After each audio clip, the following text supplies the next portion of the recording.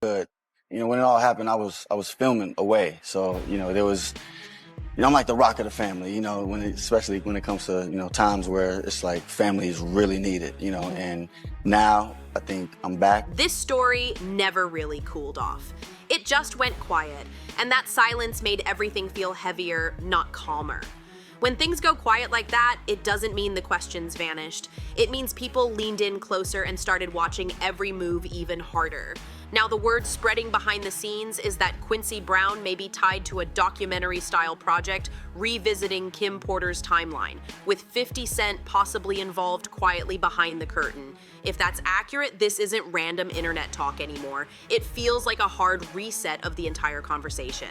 This update hit different because a lot of people felt the questions around Kim were never truly addressed, especially after that Sean Combs documentary dropped.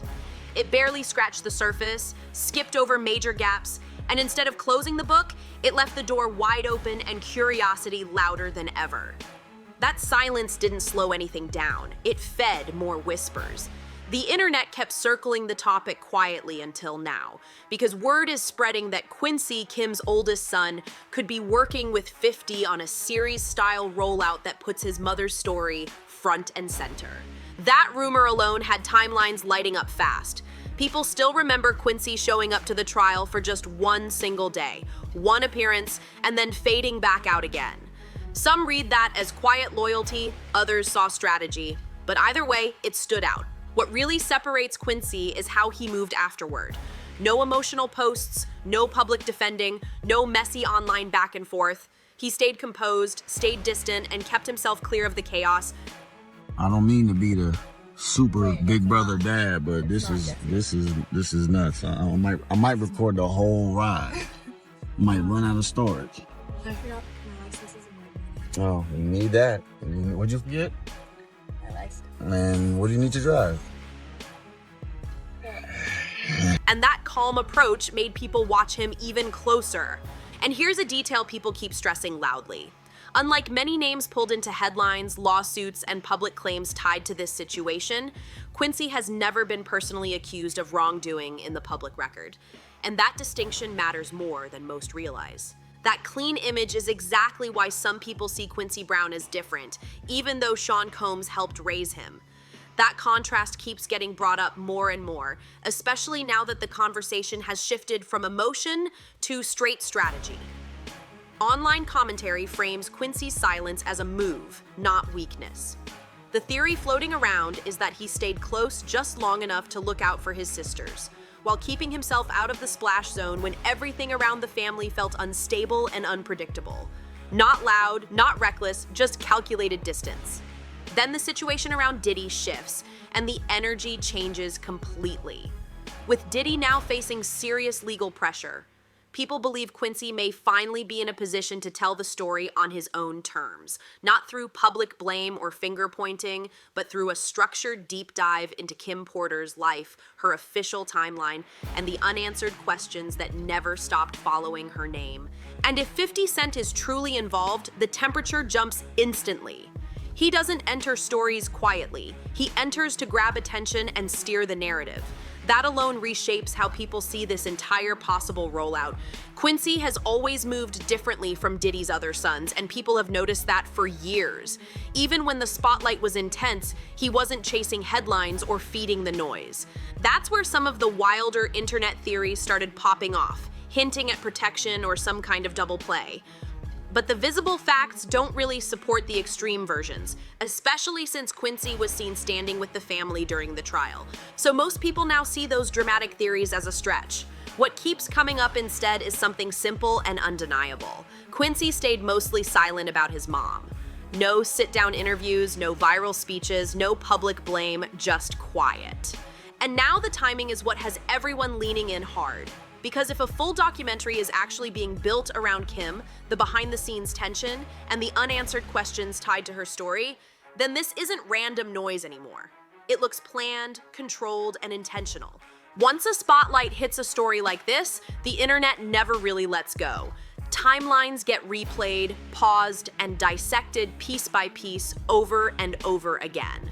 An enemy that has a position of influence in your child's life, and knowing that that person sends you notes and messages every now and then, if you don't do this, if you don't do that, that boy is dead.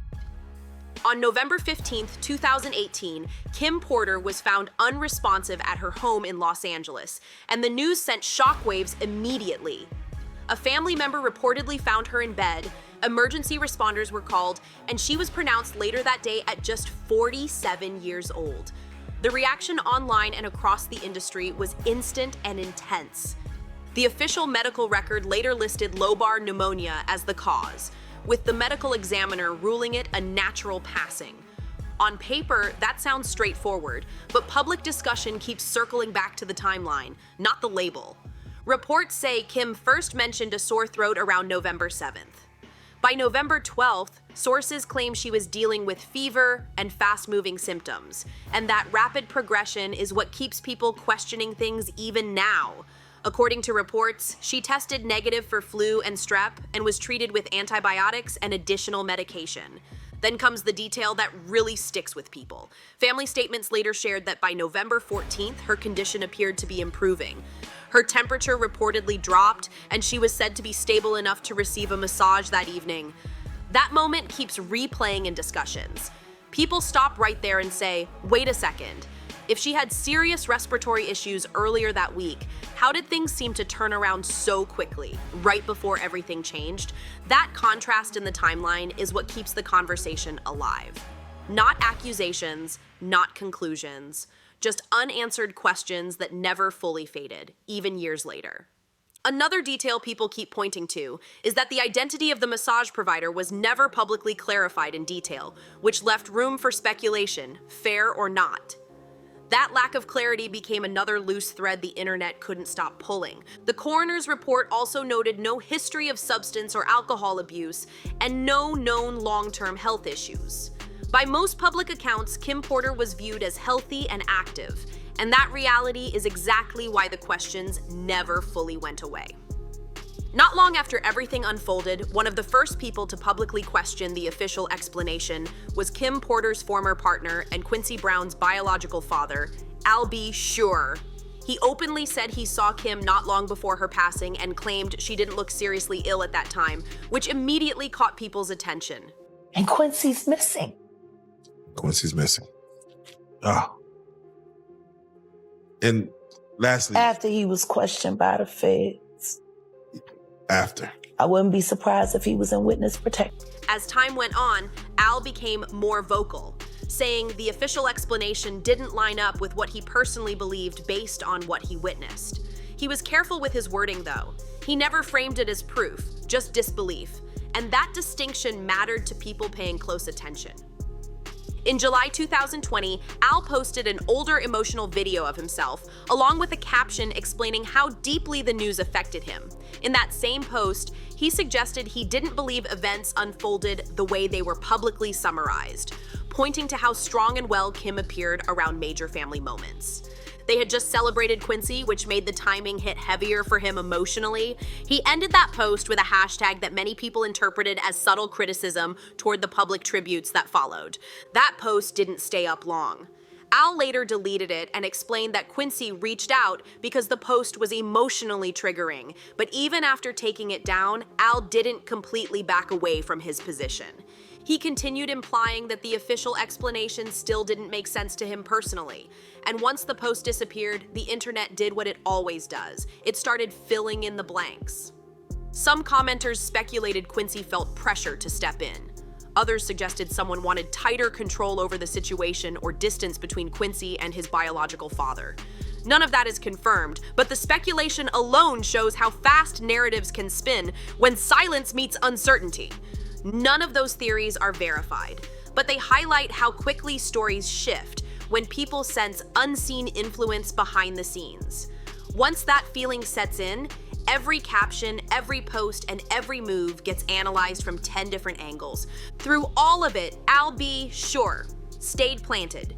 He kept signaling that he wasn't going to soften his stance just to make others comfortable, and that consistency kept eyes locked on him. Then in November 2021, Al posted a throwback photo with Kim Porter and Quincy Brown, adding a caption that instantly reignited the debate. The timing alone made people stop scrolling. In that post, he referenced a message he said Kim once sent him, describing it as life imitating art, art imitating life. He layered that with hints suggesting there was more she shared privately than the public ever heard. He framed it as her dealing with something serious behind the scenes and claimed he urged her to reach out to authorities. In the comments, he went even heavier. He told people they wouldn't believe what she went through without spelling it out completely.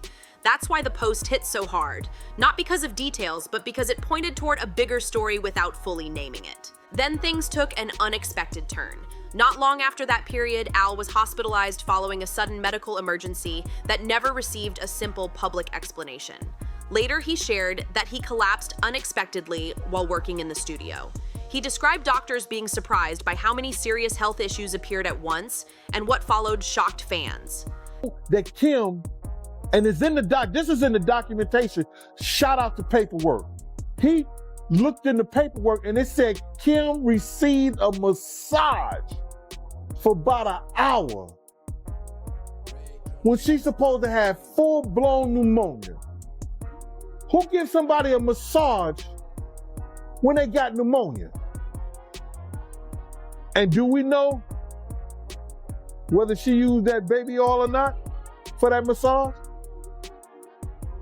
It makes you say, Al has said he spent close to 2 months in a coma, and when he woke up, he went through major medical procedures, including an organ transplant, blood transfusions, breathing support, and extended recovery care. It was critical, and fans were genuinely shaken.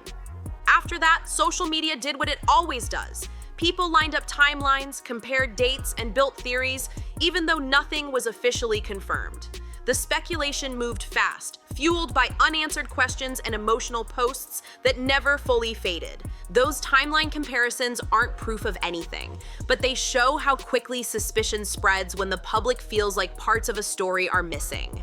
Once that feeling settles in, even neutral moments start getting re-examined. Still, the key point people keep circling back to is this. Even after everything he personally went through, Al B, sure, didn't go quiet. He stayed visible, stayed vocal, and stayed consistent. He kept posting, kept hinting, and kept speaking like he truly believed there was more to Kim Porter's story than what the official record explains. Over time, pressure built around his statements, and eventually mainstream media gave him a bigger platform. Earlier this year, Al sat down for an interview tied to his memoir, and those clips spread fast across social media. At one point, he looked straight into the camera and asked viewers, "Do you believe me now?" And that moment reignited the entire conversation. In that interview, he repeated that he never accepted the natural explanation as it was publicly presented. He also suggested that his own medical emergency happened while he was speaking out more openly, not as a confirmed fact, but as his personal belief about what he felt unfolding around him. He even hinted that something shifted in 2022 after he became louder, clearly framing it as his perspective, not something viewers could verify outright. Still, once statements like that hit the internet, they spread fast. Social media clipped it, reposted it, debated it, and pushed it everywhere. The conversation around Kim's story grew louder again, because now it wasn't just fans talking, it was a public figure openly questioning the official explanation on record. Right now, it's still unclear where things stand between Al and Quincy Brown, whether their relationship is fully repaired, or whether Al is involved in the rumored documentary remains unknown. But many people are hoping for alignment because Al has remained one of the most visible voices calling for deeper context. And that part matters, especially if a documentary really is in motion. A project like this doesn't need to accuse anyone to shake the room. All it has to do is line up timelines, highlight contradictions, surface missing details, and let the public decide what stands out. That's exactly why the 50 Cent angle keeps pulling people in. He has a long reputation for dragging old industry narratives back into the spotlight, especially when power, image, and silence collide. That ties into the bigger discussion happening online right now: control. Who spoke, who stayed quiet, and who stayed close. Many believe Sean Combs' world operated with tight control over image and access. Some past accounts describe Kim Porter's relationship era as complicated and heavily managed. That portrayal alone keeps people questioning how much influence existed behind the scenes long before recent headlines. And now, with Quincy Brown linked to the rumors and a possible documentary floating around, people think this story could finally be reframed in a way we haven't seen before. Not louder, not messier, just clearer. So now I want to hear from you. Do you think Kim Porter's story deserves another serious look? And what do you think Quincy's silence really means? Grief, protection, strategy, or something the public hasn't fully clocked yet? Because that's the part nobody can ignore. Silence can be a shield, or it can be a countdown. If a documentary really is coming, it won't matter what anyone believes going in. What will matter is what gets shown, what gets left out, and which questions get pushed back onto the table. Drop your thoughts in the comments. If you want updates the moment this documentary becomes real, like subscribe, share, and keep your eyes locked on DripDish. I'll catch you in the next one.